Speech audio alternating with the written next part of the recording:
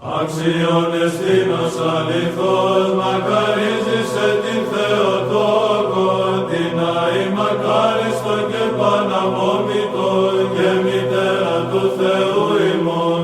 και την μειωτέραν των χερουβίμ και δοξωτέραν, ασυγκρίτως του Σεραφείμ,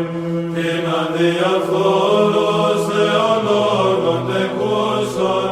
δίνοντας Θεοτόκον σε μεγαλύνομαι, την υψηλότεραν των ουρανών και καθαρότεραν αμπιδών των ηλιακών, την παραμυθίαν ημών των παρικούντων, μόνιμα το πεδίο ήμις τιμήσομαι, δέσποινα και μύτηρ του λυτρωτού, δε ξεπαραγκλήσεις, μοναζόντων της ημωνή,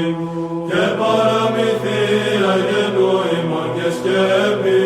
και πρέσβης το Υιό σου υπέρ των δούλων σου,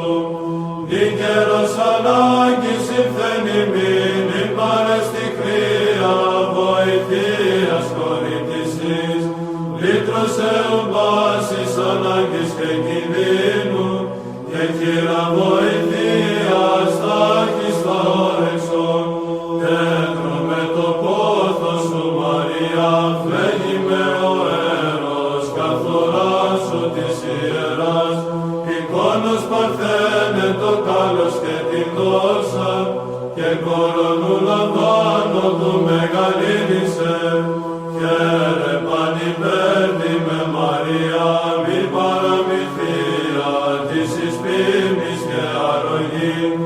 ή των Θεών όγκων κρατούσα εναγκάλες,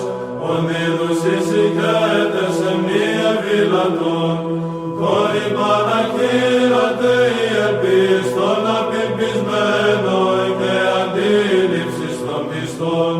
σώσον σου συγχέτως από παντία βλάβης, παρθένε Θεοτόκε παραμυθία μου, νυν ευαγγελίζεται Γαβρίλ, το χέρε κραυγάζον με τα δέος στη Μαρία, ότου ξένου τρόπου εμίτρα καραχράντο, συνήλυν Θεοπλάστη σώζονον έπλασε, ζώνη πολυτίμητε της αγνής, πηγή των θαυμάτων και χαρίτων ο θησαυρός, σώσον τους τους δούλους από παντίας βλάβης, ως τη ζωή στο σκεύος υπεριζώσασα, τάσεν τας εικόνας σου της μορφής, την παραμυθία προσκυνούμε και τας λοιπάς, την αντιφωνούσαν, την πυροβοληθήσαν, την θείαν εσφαρμένη και την παντάνασαν,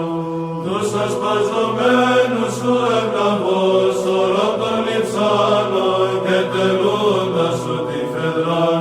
μη μην περιφρούρει από πάσης ανάγκης, ευδοκιμέτρισμα καράξιο θαύμαστε,